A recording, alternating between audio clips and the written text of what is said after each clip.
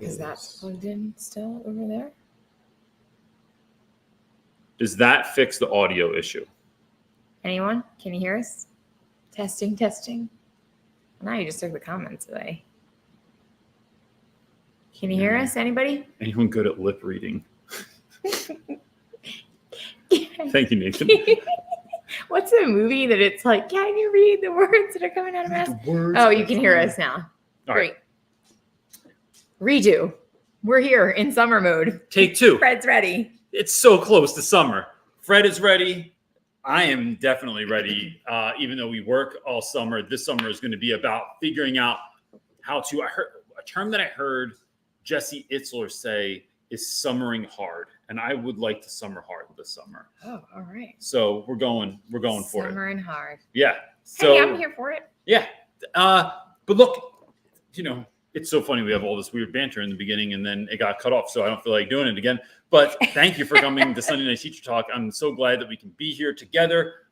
And it's like Sunday brunch together, or early dinner is what it's like, without food and virtual. So it's a little bit different.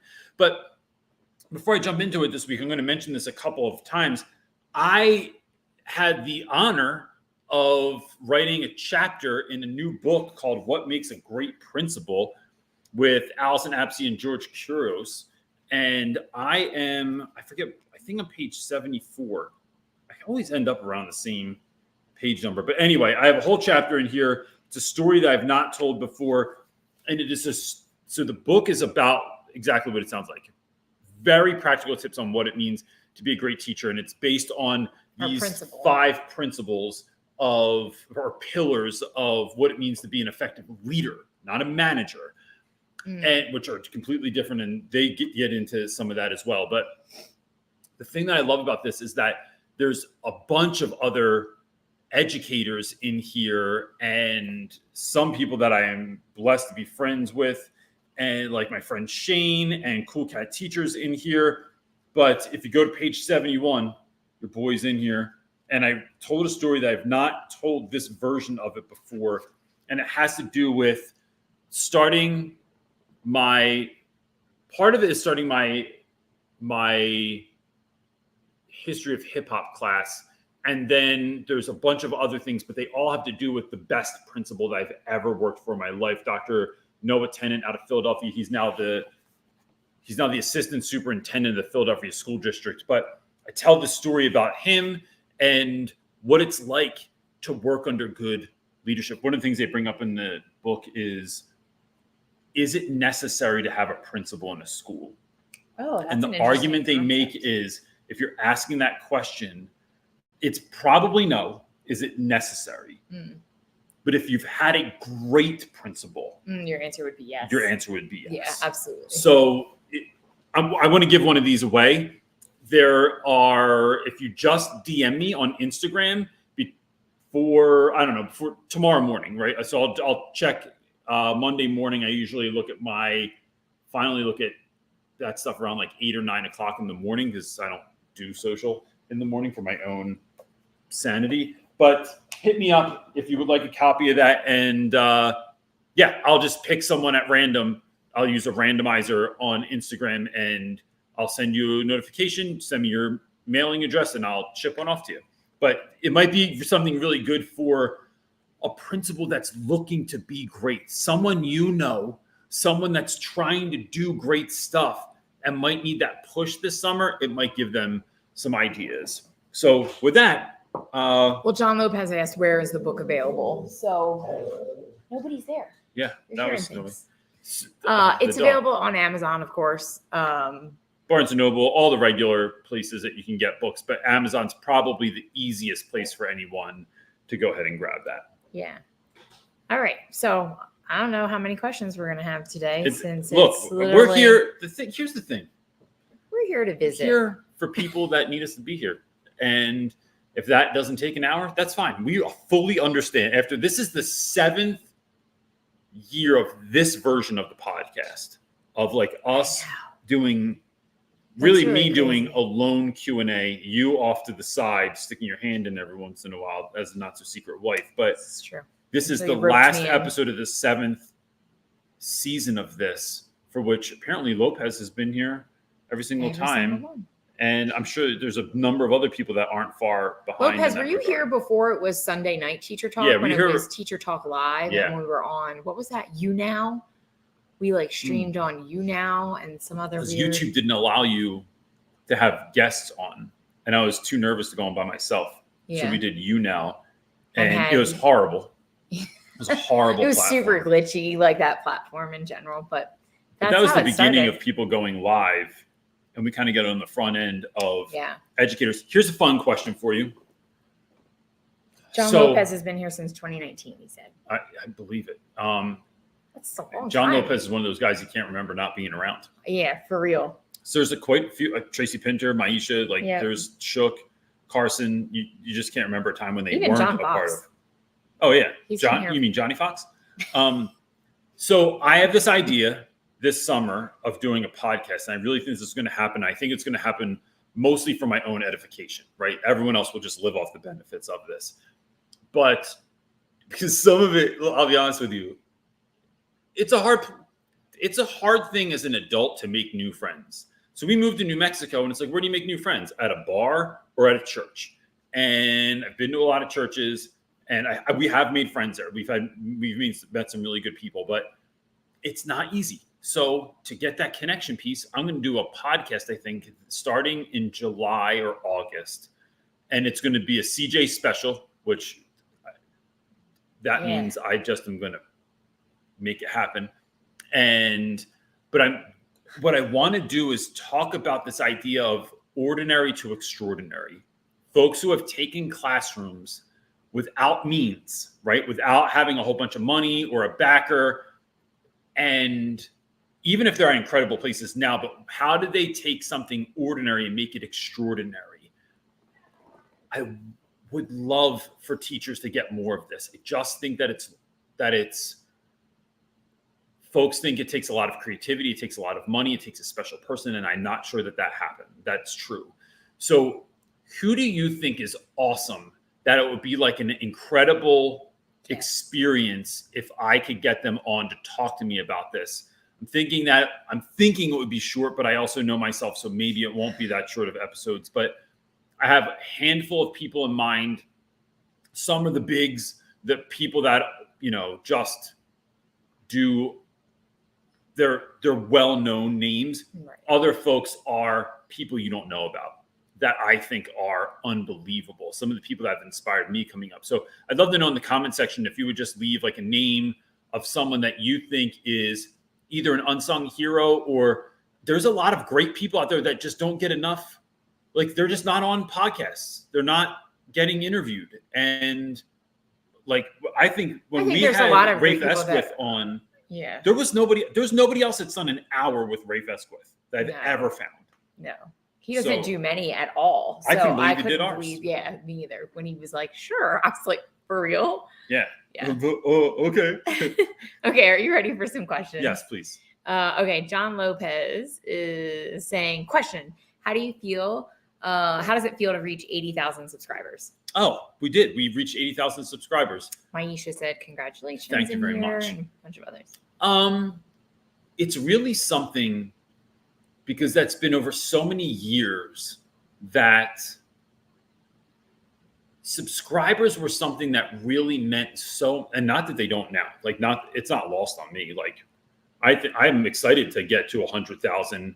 I'd love to get to it this year and get a play button. Cause it's like, when's the last time I had a trophy? When I was like 9, but it's something to know that one, the number doesn't hit me as hard anymore. I think when you're first starting out, it's exciting, right? It's exciting to start at 0, and then it's your family and friends who subscribe, and then it's a little bit more outside of that. Yeah, and then you hit 50 and you're like, what? Yeah. And then you start to realize like, oh, wow, people are just naturally finding us through an algorithm or through whatever means that they find you. And so it's all those like first milestones are really fun. And then somewhere in the middle, it becomes still cool and grand. Like it's still awesome, right? But it's just, they don't hold as much weight. And Then it starts to get, when you're, I think, at 80,000, it starts to get kind of exciting again, right? Because another huge milestone is 100,000. That's really, it's just kind of like hard to even wrap my head around. It's a lot of people. It is. And I think it means more to brands. Like when a brand works with you, they like seeing those numbers. But John, I don't know 100 people probably in my life for real like that. The fact that you have this platform that you can create, the way I look at it is, if you're doing good stuff and you have 80,000 potential people that are watching what you're doing, that have subscribed, that's not even just the people watching, that it just makes me so grateful, because I know that I needed this. I wish I had Sunday Night Teacher Talk. I would have been on here every Sunday when I started teaching, asking all manner of questions. I would have been in the Facebook group. I've been watching every video. And that's why we really started this. Yeah. So to know that we're really helping more than a graduation class from a college, more than a whole school district, or unless you're in Texas, but like that's a lot of people all over the world. And that has brought such incredible people together. I just know a lot of other creators, and they don't have as nice and not just supportive, but like just genuinely nice people. It has given us the opportunity to connect with all kinds of folks, and that's been awesome. I find the biggest thing is like, it's just such a blessing and an honor to be able to have 80,000 people that like, now not all 80,000 tune in, but I don't care if it's 2,000. They should though. Like they probably should. I'm going to call them. Even at 2,000 or 1,000, it's like, that's a blessing and an honor. That's a lot of people. It is. And it comes with a responsibility, which that's our town right now. It is, right? Well, so it's exciting. It's exciting to get to 100,000. I think that'll be really fun. Then you can get a real play button instead of the fake one that you made for yourself as a joke. The one I made out of a Campbell soup can and some old plywood. Well, fake as in it wasn't given to you by YouTube. It was given to me by. That was I think we did that for 10,000 subscribers, right? Yeah. Yeah, that was fun. Okay, Steph Shook is up next, asking how to deal with AI for essays. I had 33 out of 120 pop for AI, but only a handful were intentional and thus require a referral. All have to rewrite. Some are really good kids, plus my brain. So I'm assuming she ran them through a system that like. Yeah. Keep running them through the system. Look, I think, Steph, the only thing that works sometimes is that hard and real truth. And then it's having the conversation with kids in a real way of why this matters. Like, why are you outsourcing your voice? You're outsourcing your voice. I want to know what you think. I want to know that you can pull together facts and figures and supporting details and know how to write a coherent sentence and something that flows one into the other without all kinds of extraneous nonsensical crap. There's absolutely a place for AI. I use it when I create copy for workshops as like okay, let me see what ChatGPT will come up with for this, right? It's never what I end up using. It's sometimes a far cry from that, but to get a sense of what this flow could be like, I use it. But to do it and have someone take your voice and outsource it is, many of our students' ancestors didn't have that opportunity. And these are real conversations I have with kids. Like, your great grandparents didn't even have this opportunity, right? Maybe you are Black or brown student. Maybe you're a female student. Maybe you come from a background or from a place where schooling wasn't even an opportunity for you. And you're going to tell me now that like, we're just going to mail this in? Like, this is important, but it's being able to connect why this is important, what you're doing, to what you want from students. And then with that, because of that, bro, I'm going to smack it down every time. Every single time you try and come at me with some plagiarism, I'm just going to smack it down. Why? Because this is important. Is it because I want to get you in trouble? Is it because I want you to learn your lesson? No, it's because I want you to take hold of this opportunity that lies in front of you and use it. you're not learning anything. So if you're not learning anything, if you're not growing, then you don't get a grade. A grade should be a reflection of the work you're doing. It is a reflection of your level of mastery. It should be. Not just mailing stuff in so I can give you a grade. It's just not going to happen. And so just keep knocking it down, keep sending those referrals. And I try to take my emotions out of it as much as possible. We train kids, like, look, I sound like a crazy person or a conspiracy theorist, but the educational system, by and large, trains children to do the least amount of work possible. And outside of education stuff, I mean, you even know some people in education, but when y'all know, when you were coming up, if you worked retail, there were people that did a good job because it was innately part of who they are or who they wanted to be. And there were folks that just did the bare minimum so they could get the paycheck. But that bleeds over in the rest of your life. Don't be a bare minimal person. You want to work hard at everything you do, because how you do anything is how you do everything. And it's having those conversations with our students. And I think that that's where it starts. So for me, it comes back to the conversation with the kids. So Steph said Grammarly was used, and they added a feature called Make It Better, which revises their essay. She said only a couple of them actually generated essays. So that's difficult. What I would have it conversation, my next is not going to be surprising either. It's how do we have a conversation with administration that we're either blocking some, because Grammarly seems like awesome. I've never used it. It seems awesome. I'm horrible at spelling, just the worst. And if I didn't have like even basic spell check, there'd be all kinds of crap spelled wrong in there. I think Grammarly has a lot of value. But what we want students to do is, like, once you know the basic principles of this, if you're doing some of that, that's not a big deal to me, like when you're older. But you have to know the principles before you can know the hacks. Then you get to use the hacks. So it is, I think, having a conversation with your grade level team, your district, your admin. How are we as a district handling these? Because someone's got to be figuring it out, right? And it's got to land on someone's plate. And I would make it as loud as possible, because I think that this is something that is potentially really dangerous for students. Is it the end of the world? No, because I'll tell you this, Steph. What ends up happening is I had a student recently that reached out. I had him years ago. He wanted a job. He was looking for a specific type of job. I connected him with a friend that I have in Philadelphia who's incredibly successful. And he said, yeah, have him send me his resume. And his resume was horrible. Like, the guy even hit me up. He goes, he didn't even put it through ChatGPT, which would have cleaned it up. But so I think that some of those tools become tools for students, but it was so deplorable. He's like, I can't even send this to anybody. So Tom hit him up and was like, listen, here's some things you got to do.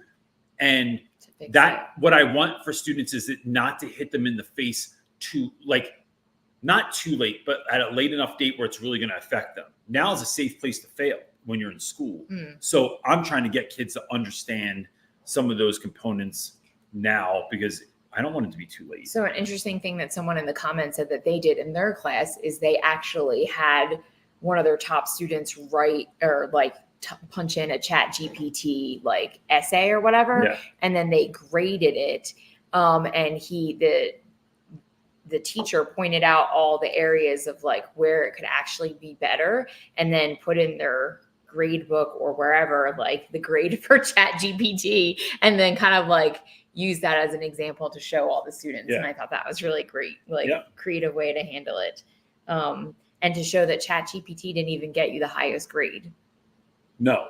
And maybe one day it will, but right now it's a good jumping off place. I think it can be used as a tool for any number of things. But that's the thing. Everybody likes to try and find something that's used as a tool and use it as a loophole to get out of doing work, right? But kids are, that's a very kid. Certain kids are always going to do that, and adults do it too. What's the minimal effort I have to put into something to get something out of it without understanding that it's human nature, to be right? awesome, everything's hard. Want a great marriage? It's hard. Want great kids? It's hard. Want 6-pack abs? It's hard. Want to have great finances? It's hard. Right. It's all hard. It's all requires And discipline. the sooner you understand that, the more empowering it is, I think, because then you're just game on and you're ready to.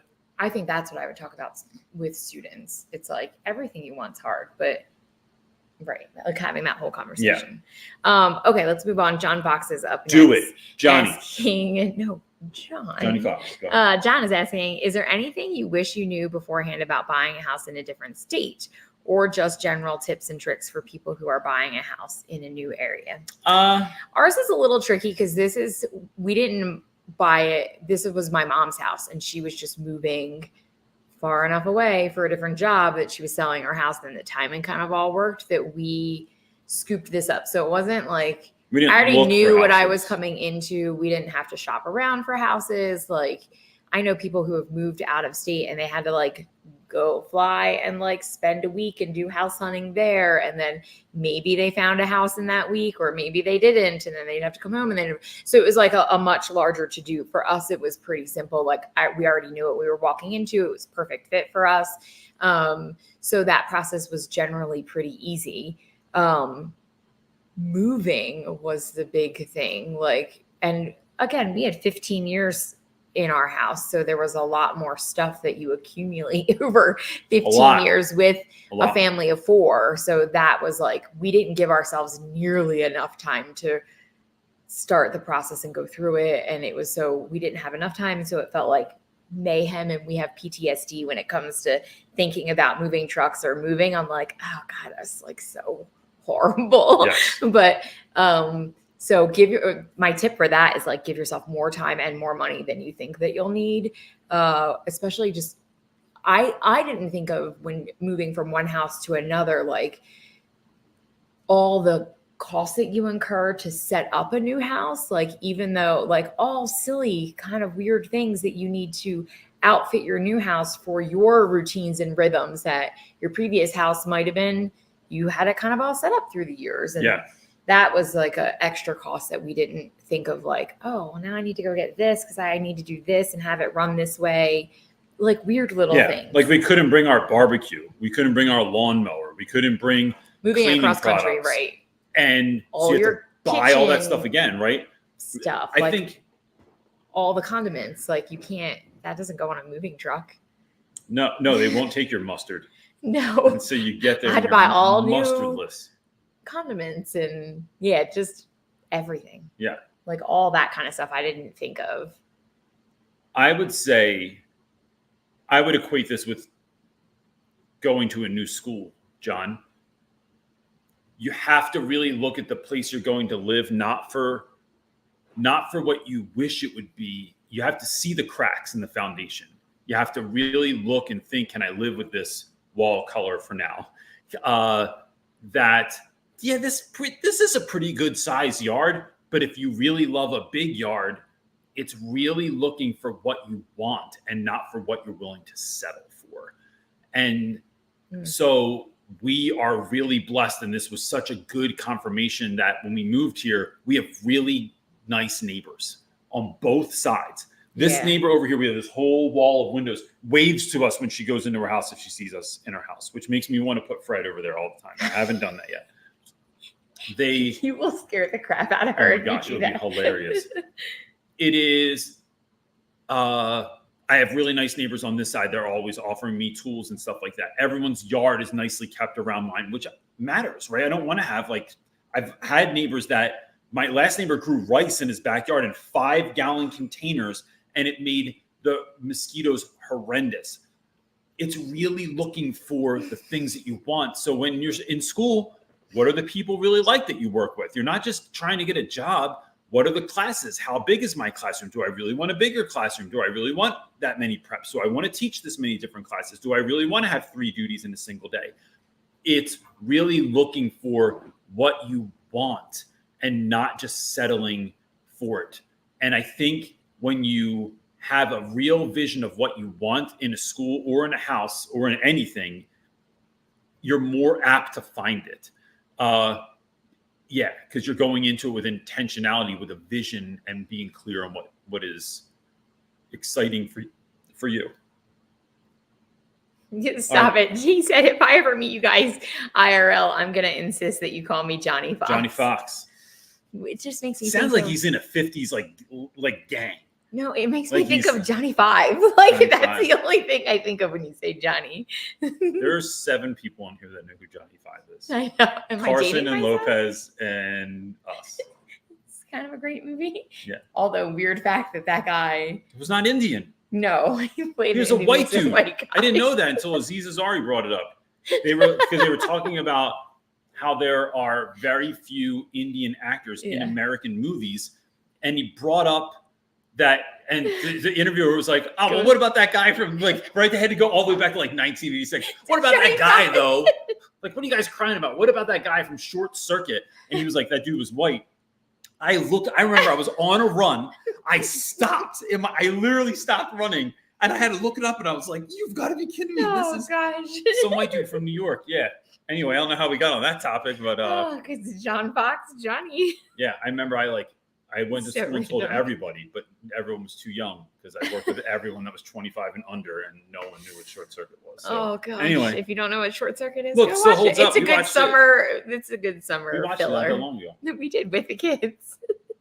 Okay, Nathan is up next asking, when dealing with upset parents, how do you take feedback and effectively reflect on it without losing your confidence or letting it weigh on your emotions? Just a side note, you can go back and look at it, but Nathan posted about this, and he posted like what the parent In Facebook? in our group, which I'm not going to say here since this is public and that's a private group.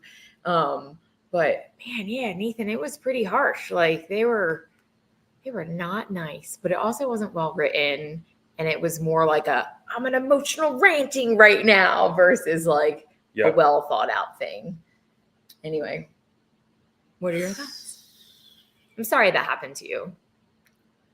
I have had a lot of angry parents. Mm-hmm.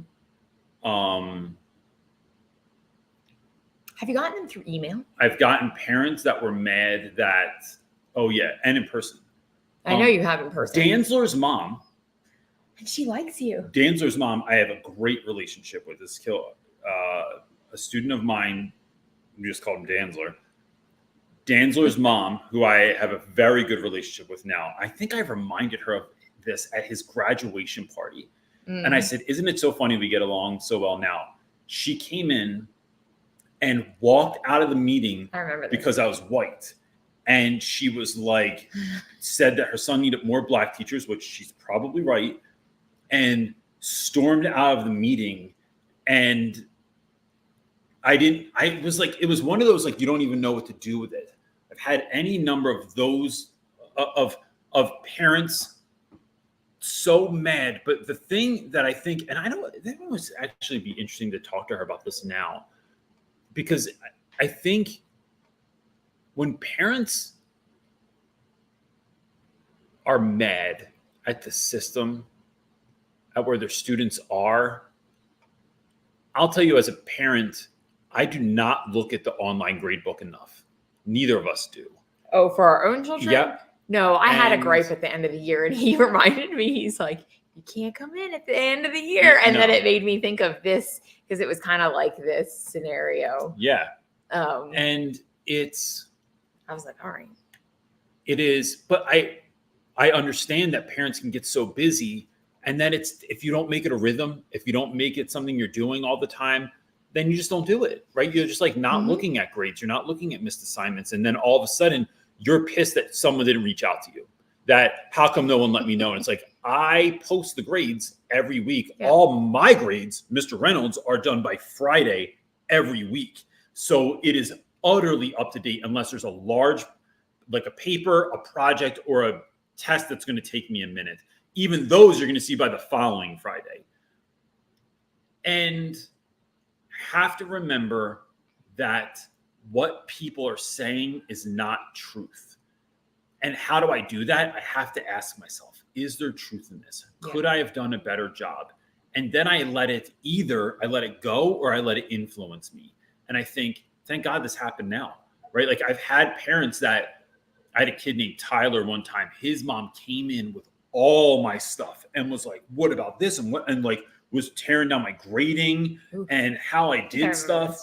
And it hit a sore spot in me because it absolutely shone a light on some things that like you needed to. Yeah, like I didn't do the best that I could. Sure. And she didn't want to hear any of my excuses, any of the stuff that I thought was like, things that were going on in my life. It was like, no, I don't care. This is your job, bro. Show up and do your work. Oh, actually, I really remember that. I remember it hurt so bad, but because it was true. And I think sometimes things hurt bad because people say them like they're true and they're not. So I think it's really about sitting down and thinking about, is there validity in this? How can I communicate with parents better going forward? How can I communicate with students? How can I make sure that I'm covering my butt in certain areas? So that's why I do Friday reflections where you have to get it signed by a parent. That's why I do emails to parents that are forms. It's basically a Mad Libs. I just have a template on my Google Drive that I send home to parents regularly, letting them know where their student is at. But I'm constantly doing that. That's why I send, I would have every year like a WhatsApp or something like that where I would send things home. What you're trying to do is break down the barriers because parents are busy. And I don't put it back on parents and I don't blame them. And because that doesn't get me anywhere, right? I'm not trying to just make myself feel better. It doesn't get me anywhere. And then when I'm doing all that now, so we have this, when we do workshops, we have this one training that I sell like as an add-on called That One Kid. And I had no idea, by the way, when I did that Brian Medler's like whole brand is built off that either. Did you know that? Oh, that's like his whole thing is like That One Kid. And I was like, oh, Medler. That's not our whole thing. We made I think he stole it from me. He stole it from me. Anyway, we have this thing called That One Kid, and it talks to you about how do you handle those things? What do those emails look like? What does that Friday reflection look like? I made it look like a diner menu of success. It's the menu of student success. That's it. And it's used in a meeting, not to show parents like, look at all this stuff your kid could have done and they didn't. So now of course they have a 4. It's more like, here's all the things that I'm offering. I want your student to do well. Have them show up for any of these. Here's when I'm available. Here's when I'm not available. Here's how you can get in touch with me. Here's how fast I'll get back to you. Here's all of the things that are available to your student.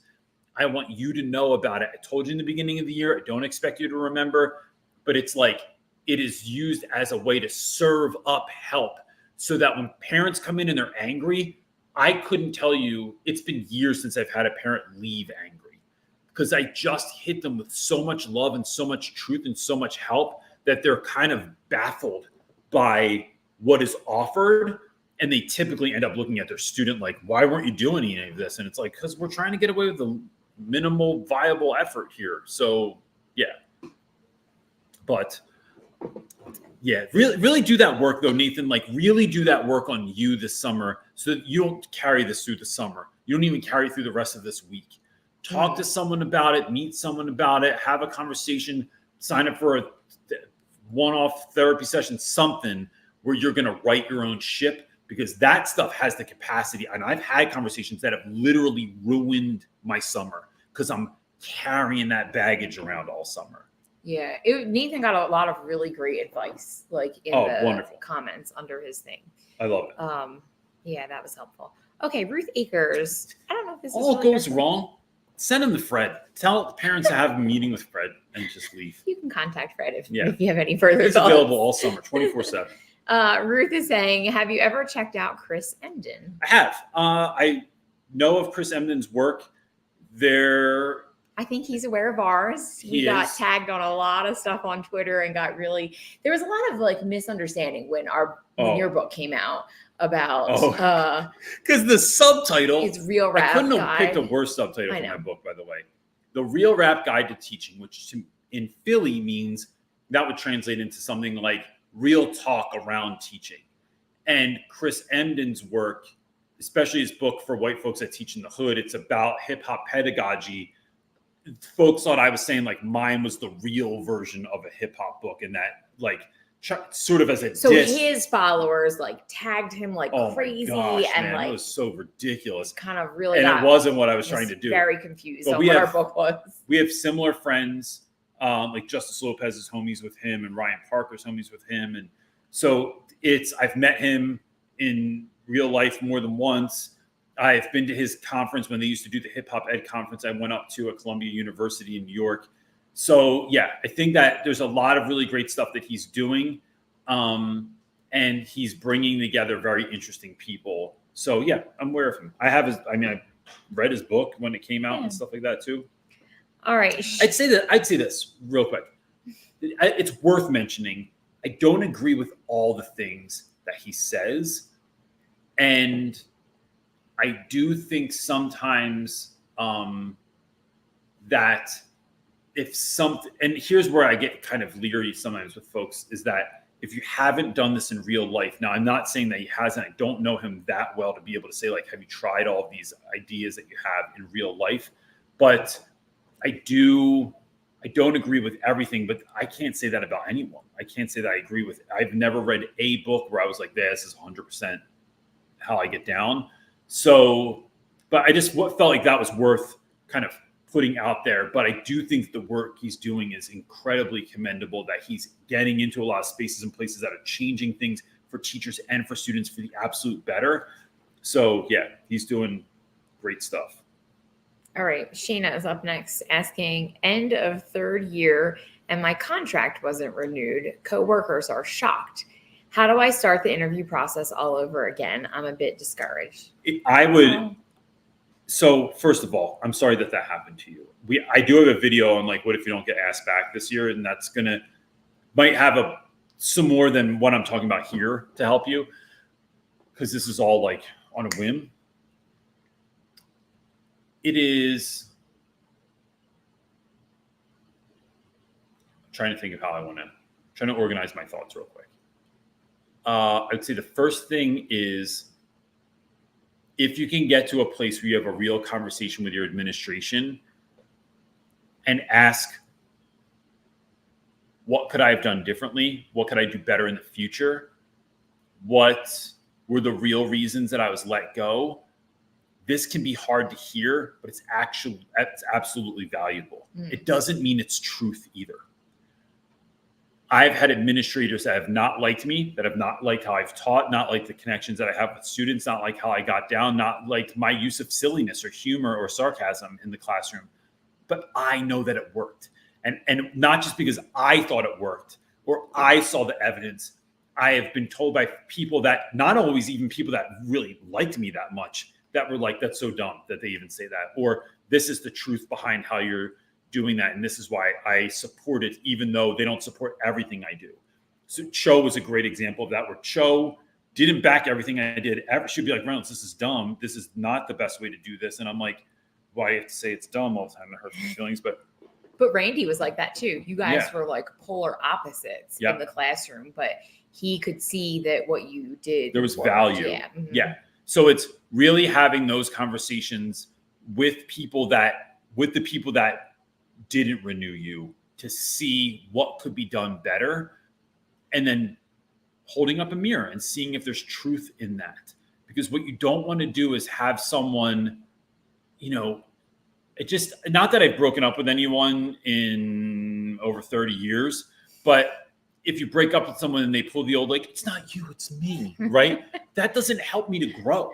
Because if I'm actually overbearing or a bit too much or whatever, I need to know that, so that going into my next relationship, I am at least thoughtful, that I cut off the conversation all the time, that I try to make all the decisions, that I want all the spotlight, that I want all the attention, that I don't speak your love language to you. I need to know these things. The other thing is, look, I don't know where you're going next, but I'll tell you this. There's going to be a kid that's there that you're going to know immediately that this is why you're here. And for me, this is a God thing. It's a God moving me sometimes, some places that I didn't choose to, I didn't want to, I didn't think about going to. But man, when you get there and you meet the person that you are supposed, that's going to help, a teacher that's going to help you level up, a supportive staff that's going to gather around you, someone that will absolutely speak truth to you so early that you're not going to get to the end of the year and get a letter like that, because someone's going to be pouring into you. You're going to meet the students and the parents and that you are supposed to be there for, to help them unlock their greatness as a student. Like, it's being on the lookout for what is next and not just looking back. Yes. It's important to learn from what's behind you, but oh gosh, I'm going to forget his name. But there's a philosopher that said that the wake does not drive the boat.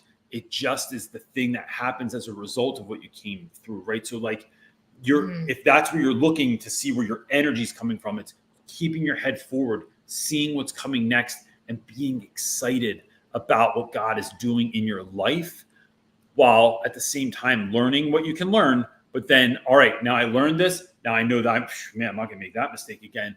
Where are we going next? What's over the next horizon? I think that's the only way you can choose to look at it, because you can beat yourself up about it. You can feel bad about it, but it doesn't get you anywhere. So of course, process those feelings. I'm not saying just dismiss them. Process those feelings, and to the best of your ability, gosh, what's your next classroom going to look like? Who's the teacher that you would be if you could start all over again? How do you wish you could run your classroom? How do you wish your classroom looked? What kind of relationships do you want to build with new people? Like, gosh, your next best friend might be there, and really thinking of it like that. Maisha said, don't look at it as a loss, but look at it as a stepping stone. Yep. And it's so true. Yep. Okay. John Box is asking, oh, you didn't say it. I'm shocked. Johnny. Man, did I have to say it? I was like paused because I thought you were going to say it. This is why we've lasted so long. Okay. I'm not doing it. John is asking, so many things depend on what works best for an individual person, but are there any universal non-negotiables for your students in terms of academic practice, habits, methods, etc.? Oh, sure. Great question. It is.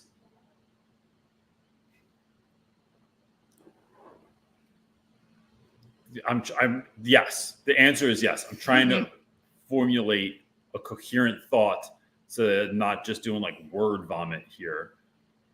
But students that look, your attention affects your retention.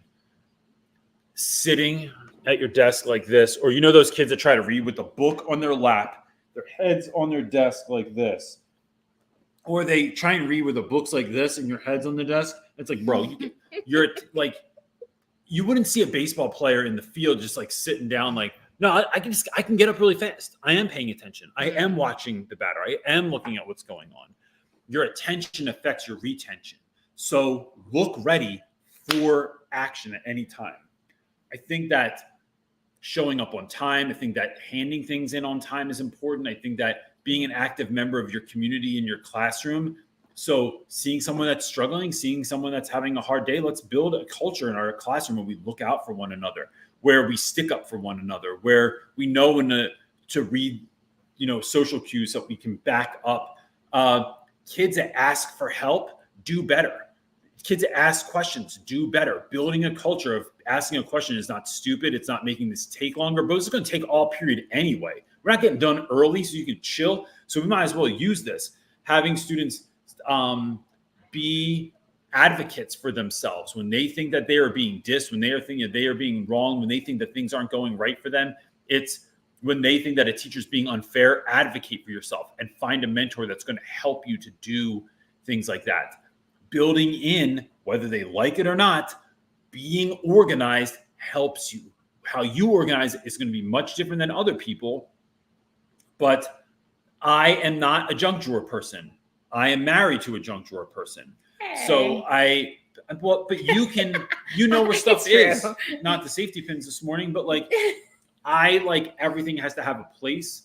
I love rhythms and systems. And we both know what those rhythms and systems look like and work like best for us, but helping kids build those things in, and nothing is a substitute for hard work. for any kid. Some things are going to come easier to kids. Some things will come harder to other kids. There's no substitute for hard work. Put your head down, get it done, and be nice while you're doing it. I think that those are some of the things. All those soft skills. Soft skills with the air quotes. Okay, Maisha is up next. I want to find a happy balance between enjoying my summer and my second job. Last year, I think I boxed myself in working more than relaxing. I also have a feeling that my job position will change, which means that I will need to be planning some. What can I do to still keep my summer without working too hard?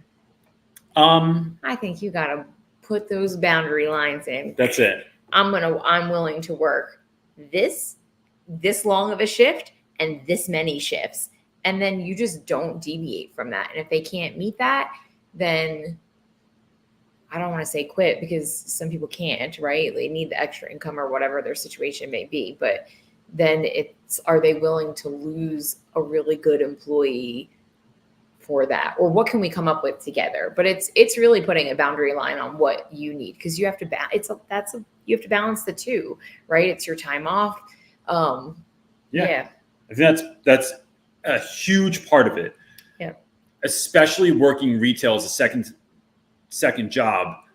There's just I think a lot of the folks that are in leadership, or in management rather, in those positions are looking for people to fill slots. They need people to fill slots so they can get more done, so they can make more money, so that they look like they're doing their job. But even when I worked retail in college, and even after I first started teaching, I made my own hour. I got to a point, Maisha, where I was working at Home Depot. I made my own hours. So we weren't supposed to come in until 6. I was supposed to work a certain number of hours. I was supposed to work a certain number of days. And I said, listen, here's what I'm willing to work, but I'm guaranteeing you my departments never looked as good. I guarantee you. So I came in earlier. I came in at 5 o'clock in the morning. I would get the forklift and bring 30 pallets of merchandise down and have it done in 2 hours. So I hustled. But then I had more time off. I think the other thing, Maisha, is really I think when teachers don't plan their summer just happens to them.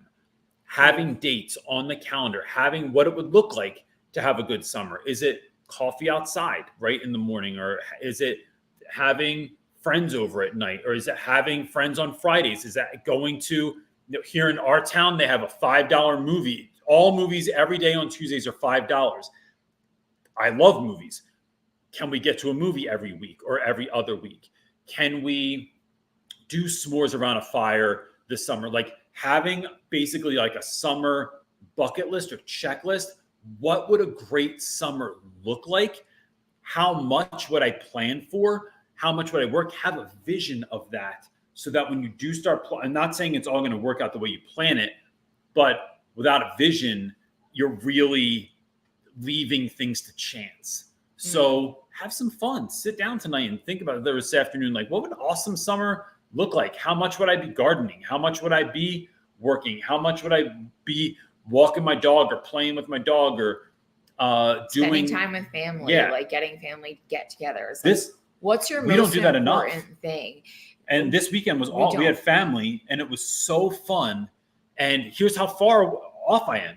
We're sitting, so we live in New Mexico now, so there's stars in the sky at night. We didn't know about these before when we lived in Philadelphia, because they didn't exist. Couldn't see them. We're sitting there last night making s'mores with all of her sisters and their kids. We're all sitting around having a great time. I look up, and I don't know if y'all even know about this. Elon Musk has these satellites. There's like a whole bunch of them in a row. There's like 12 or 15 of them. And they're like just traveling. And it blew my mind, man. It blew my mind.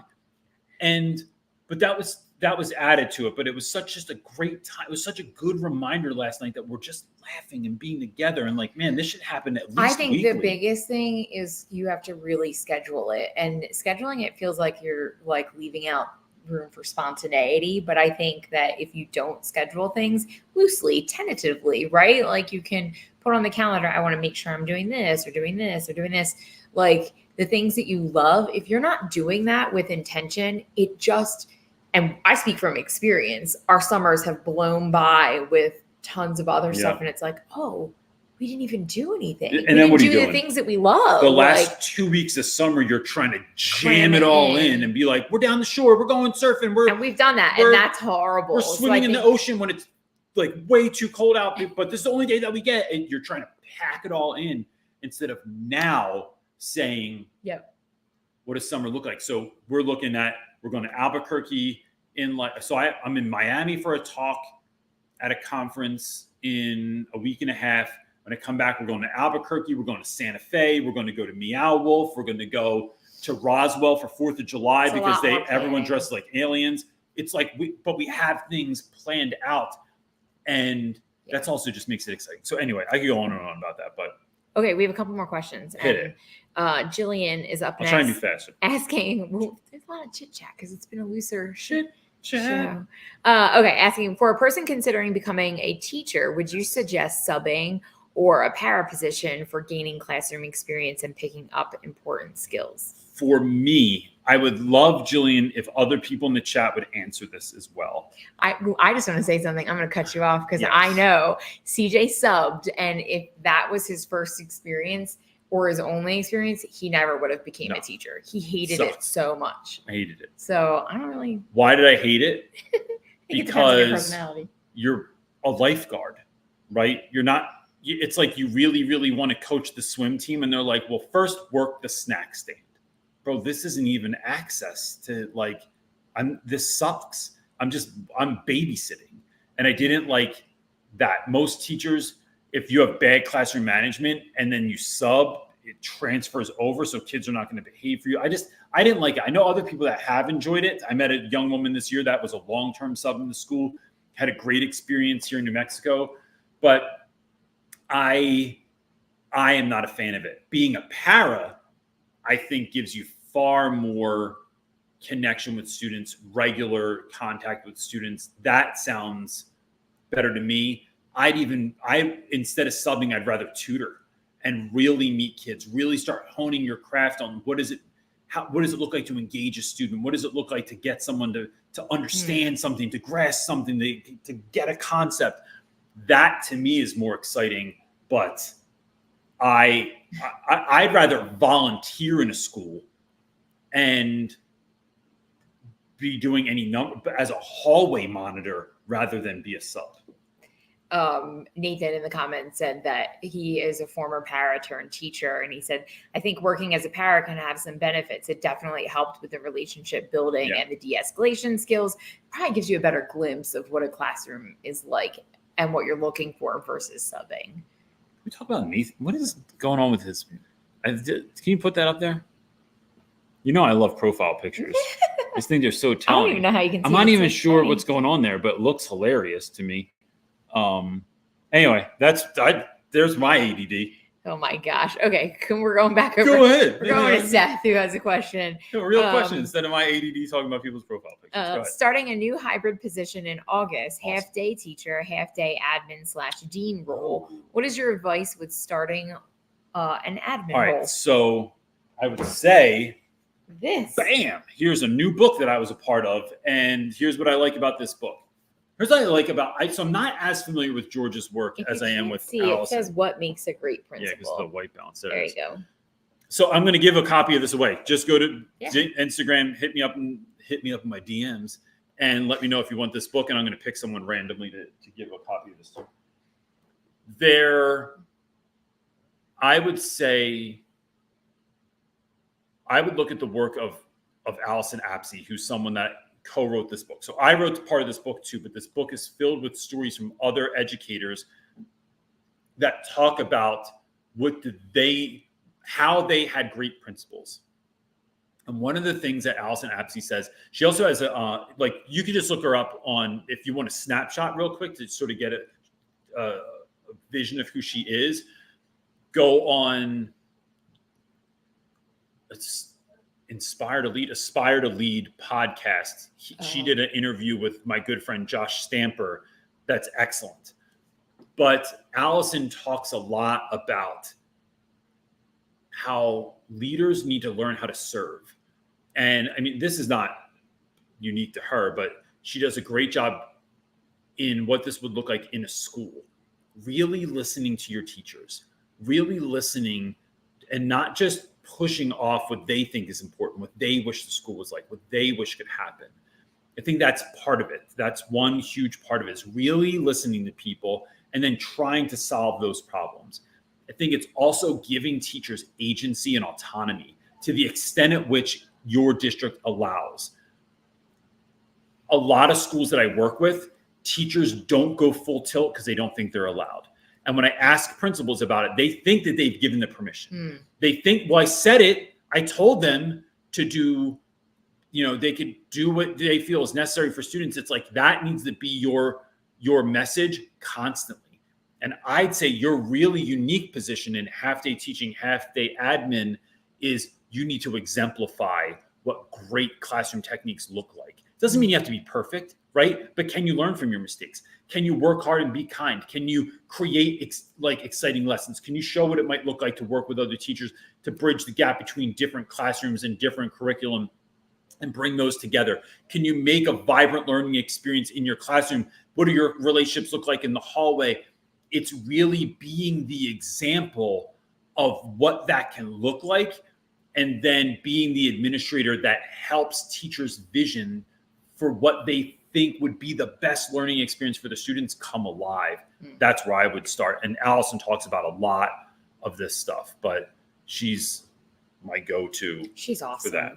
She is who you really think. Yeah, she's awesome. I've gotten the chance to hang out with her as well, like from Get Your Teach On and stuff like that. She's really spectacular. She's one of those people at Get Your Teach On so at Get Your Teach On, they ask everyone to sort of rate your session, and her numbers are through the roof every single time. Yeah. 2 more questions. Chris Carson says, this is a quick one. Since you mentioned what size is your yard, we want pictures. Make a video tour. My yard's ugly right now, Chris, so I'm not going to give you a picture of it. But we do have this amazing, beautiful tree. I have an incredible tree with an ugly metal shed behind it. That is, I don't move because here in New Mexico, you don't have trash cans. There's an alleyway behind everyone's house, and there's a dumpster. The shed blocks the dumpster, which is behind my house. And then I have this crappy fence behind my house too, which I need to get replaced. But it is, I have no idea what size it is. I'll text you. It's not huge. Yeah, that's fine. We know you. I'll text you a picture, but it's not that exciting. Great patio in my backyard, covered patio it's hot today out there, and sitting in the shade. We have a great patio and it needs to work. Like my mom was a single, she's not married and didn't have, somebody to help. She had this whole big house to herself. There's a lot of house to take care of. There's a lot of upkeep, right? And even the yard. So she did her best, but we have some plans for our patio, but if we can screen that in and get some furniture out there and then our big, beautiful tree, it will be amazing. Because it makes, even on a 90-degree day, if you go out in our backyard and sit on the patio, it's breezy and cool and all shaded. It's beautiful. Yeah. We love it. Okay. Elise, this will be our last one, but I want to help her out. She's asking, I teach 18 to 20-year-old transitions for students on the spectrum. I want to take them camping, but I'm scared, mostly of potential injuries. Pep me up. All right. So do it. One of the things I think is so wonderful. First of all, let's just talk about this, Elise. The fact that you're thinking of doing this, how awesome that is. I can tell you by having a son who's on the spectrum, one personal thing, I don't know any research behind this, but one of the best things we ever did was we got a dog. We've had since he was a puppy and since my son was young. My son is naturally, he's just scared of a lot of things. The more things I can get him to do slowly, right? And then he loves them, the better. But it's really giving him that actual access. So having a dog, getting a cat. Right now we're talking about getting chickens. Having him on roller coasters, taking him to shoot a gun, like having him learn how to boogie board and ride waves, and because he's naturally. So let me give you, here's my son. Here's a snapshot of who my boy is. One day, a bunch of kids from the neighborhood are taking a walk around town. They ask Brody to go with them. I get nervous. I'm a little bit helicoptery sometimes. We're not. So we're not. But we Overall. sometimes maybe. I follow them because I'm not sure who all the kids are that he's hanging out with. The kids take a detour behind A shortcut. a shortcut behind the post office, which is not a big deal, right? There's a sign there because they don't even use it back at the post office. It used to be used for mail carriers, and now it's just defunct and it's just vacant. But there's a giant sign that says "Do not enter." I watch as everyone just turns, not even thinking about it. They're not even doing anything bad. My boy stops. He looks at the sign. He looks at the kids. He looks at the sign. He looks at the kids. I see him start yelling. What are you doing? You can't go there. Do not enter. Right? He's so matter of fact. I love it. It's my favorite story. So it's getting him to, has been his whole life gently getting him into, you can roast a marshmallow. You can eat it after it has been on fire 3 seconds ago. You can pet dogs. You can pick up a cat. You can, like, all the things. It is the access that has changed, the intentionality and the access that is created. So if a kid does get hurt, you're not hurt forever. You banged your knee. You bumped your toe. You know to use a flashlight from now on. But can we create a safe space? And do we have enough people to help you manage that scenario in the best way possible? It is minimizing risk. It's never alleviating it. And really, like, all the things, for my son helping me do woodworking projects, to, all right, you don't want to use a table saw. Can you catch the material as I'm pushing it through? Can you sand it? Can you use a chop saw though and do it the best of your ability? It's really that piece. So we are raising young people that are having access, exposure, and facing some potential fears on the front end. Doing something like this, they might never go camping again, but they'll never be without that story. And who knows what seeds you're planting when you're out there. So, all right, do you want to answer that last one? Yeah, go for it. Okay, because I hate leaving with unanswered. Yeah, especially because we're not. This is the last show until we come back in July. Yes. Okay. The Catholic Katie. Oh gosh, catechist. You're good. Sorry. Thanks. Gotcha. Advice for working with teachers on your team who don't have high emotional intelligence. Truly good people, but sometimes miss things going on with the kids. Show them how to do it. You're doing it will help them to look out for other people. Folks are where they are. Thank God you're there, really. And that when we work with each other, it's from the Bible, iron sharpens iron. And as long as they have a growth mindset and they're willing to learn, they're going to get that. So, some folks don't want to care about that either, right? So I talked to a woman recently that went on a spiel about how the school focused on relationships too much. And I tell the kids on the first day that I'm not here to be your friend. I don't want to be your friend. And this is why, blah, blah, blah. And she had, I see what she was going for. And there was even a pretty good rationale as to why she was pushing that agenda.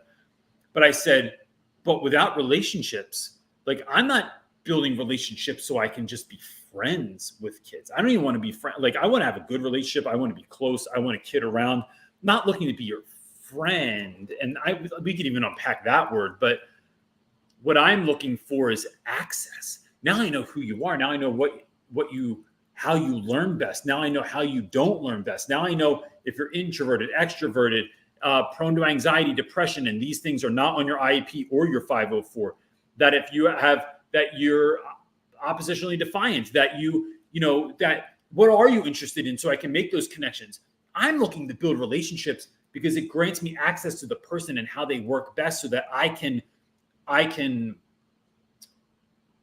leverage that in my classroom. I'm not so if I put on this hard exterior when you first come into my classroom, then I can't get any of that stuff, because now you're on guard. And maybe you do get to a friendly place with some students by the end of the year. You can still be I don't play. this is important, but of course I want to get to know who you are. I need that access to be able to be the best teacher that you need. So by you just virtue of doing that and showing that it works, folks are you can change hearts and minds by doing that sort of thing. That sounded like a card. It's a good way to end. Hearts and minds, clear eyes, full hearts. Can't lose. If you know, you know. Anyway, gang, I love all of you guys. Really, I'm so thankful that you're on here. I hope that you have the most incredible summer. We will be back the Sunday following 4th of July. So it's 4th of July. Which 4th of July is on what? It's like on a Wednesday. Yeah. So we're going to be kicking it that Sunday. Look out for, I'm going to have a new podcast starting this summer. July 7th. Sorry. Yes. New podcast coming out this summer. This book is available that I am a part of, page 71, What Makes a Great Principal. If you're interested in a copy, hit me up in my DMs on Instagram. I'll pick someone by tomorrow morning, and I'll ask you for your mailing address. I'll send it out. It's a great read for your principal. Like, this is a good gift to give your principal at the end of the school year, even if the year is already over. Just dropping it off. Hey, friend of mine wrote in here. Thought it would be a fun book for you to read. Blah blah blah. So that's what I would do. And anything else? No. Everybody have a rejuvenating summer. Fred, anything? Oops, my thing went. Did you have anything to say? Okay. He's already in summer mode. He's ready. He's chilling. All right, gang. We will see you in July. Peace.